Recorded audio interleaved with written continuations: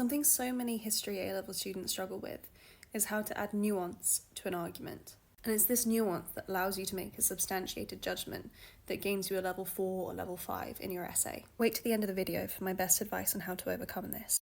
Now, I'd say there's somewhat of a shortcut to kind of create nuance quite easily in your answers. Now, this isn't going to be relevant for every single essay question or necessarily every single topic, but it's something that you could use here and there to make life a little bit easier.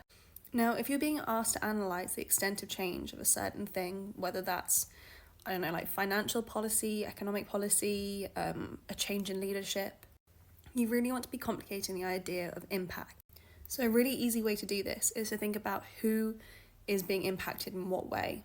Now, across most courses and different topics in History A-level, you can really break down into very similar different areas. So you can break down along social stratification, so class, how is this impacting the elites, how is it impacting the working class, how is it impacting the general population.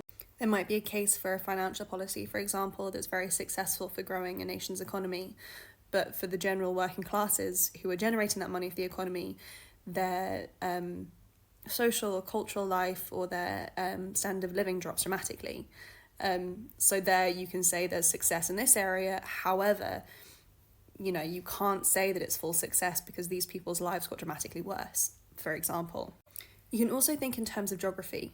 Now, this is particularly applicable for papers like the Tudor paper, where you can really think about the ways in which change is implemented and the impact of change is experienced in different areas of the country. So what's happening in Northern England is very different than what's happening in Southern England.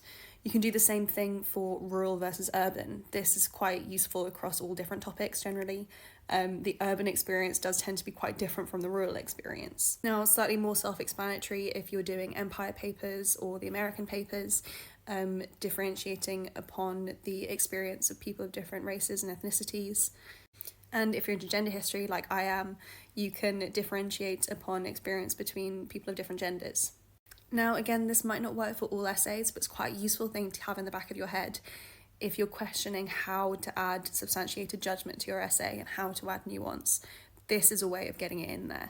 Now, my ultimate top tip would be to head to the link in my bio to the historyexplained.co.uk website, where we've got loads of resources, including fully fledged essay plans, revision notes, that all give you examples and revision tips on exactly how to add nuance dependent upon the topic that you're writing about.